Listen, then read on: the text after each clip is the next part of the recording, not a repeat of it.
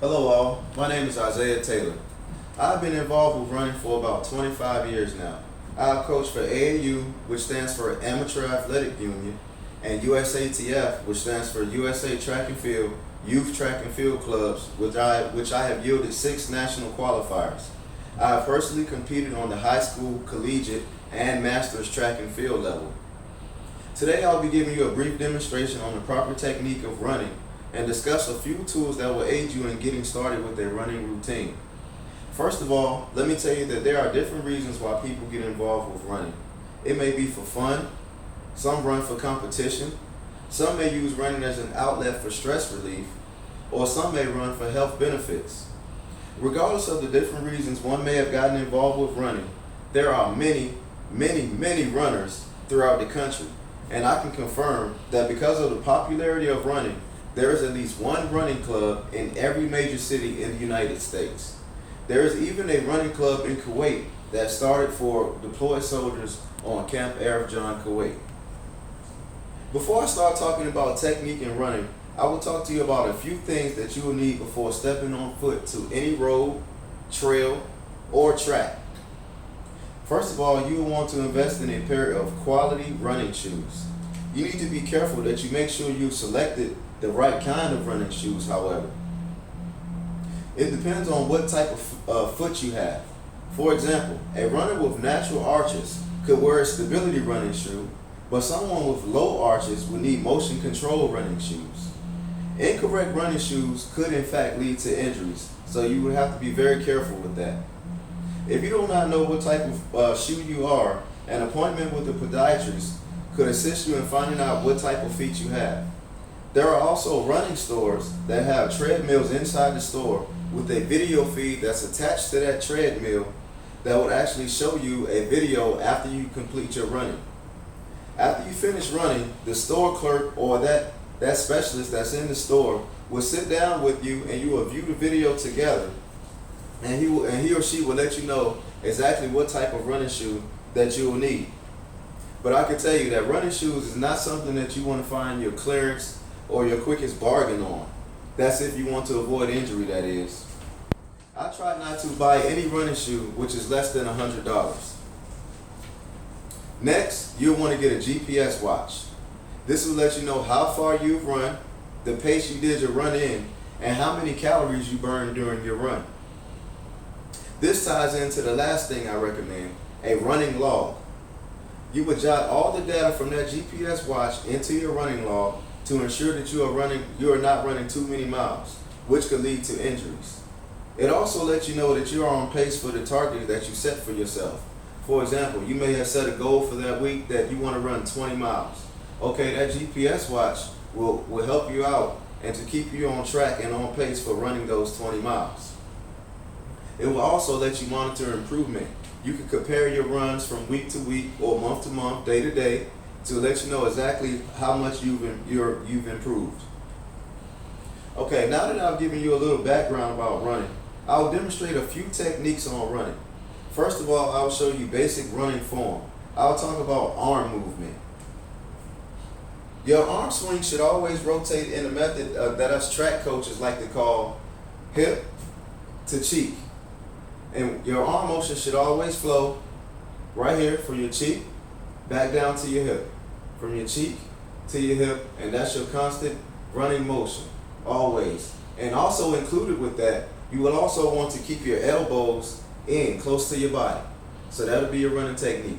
Your cheek of your face down to your hip. Cheek of your face down to your hip.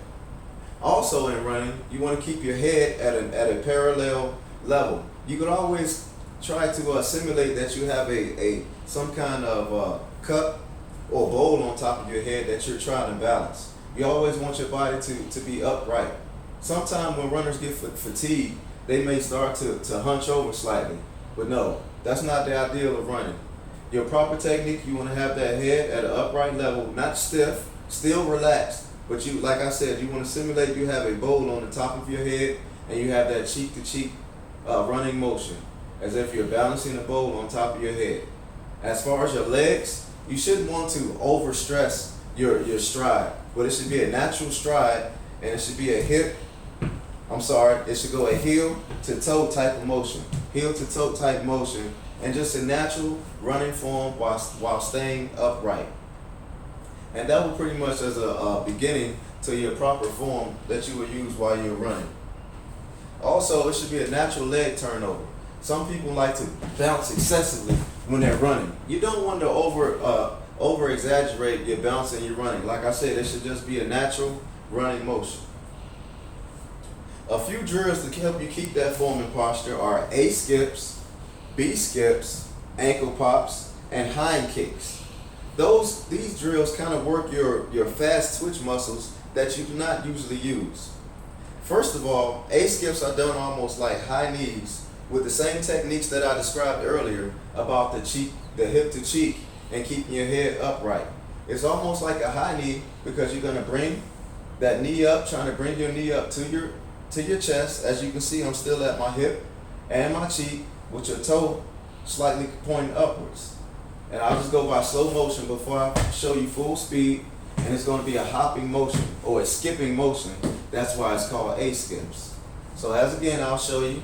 You're coming up here, up, trying to drive that knee up to your chest and bringing that foot straight down. So now I'll show you full speed. It'll look like this. And that is A skips. Now, next, I will come into B skips. B skips are similar to A skips with the same technique. However, instead of bringing that foot in a straight down motion, it's an upwards and outwards motion for B skip. So with your B skips, as I've came up with that same motion that I used earlier with the knee coming up, but instead of coming straight down, I'm going up and then out with the B skips. So the B skips will go up, out, come forward, up, out, come forward, up, out.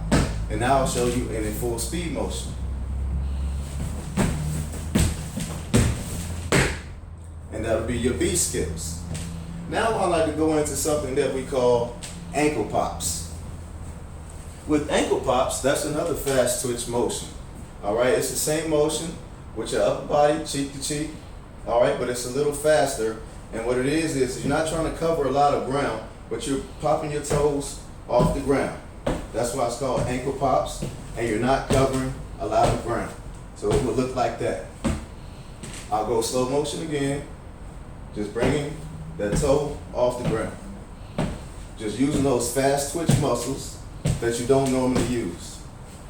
So now I'll show you in a faster motion. All right, and that is your ankle pop. The last drill that I will describe to you is hind kicks. It is just like it sounds for hind kicks.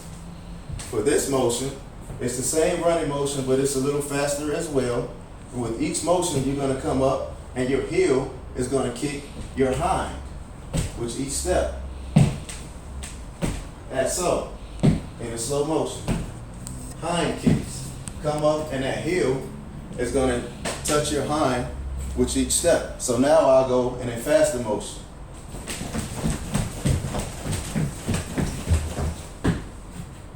And that is hind kicks.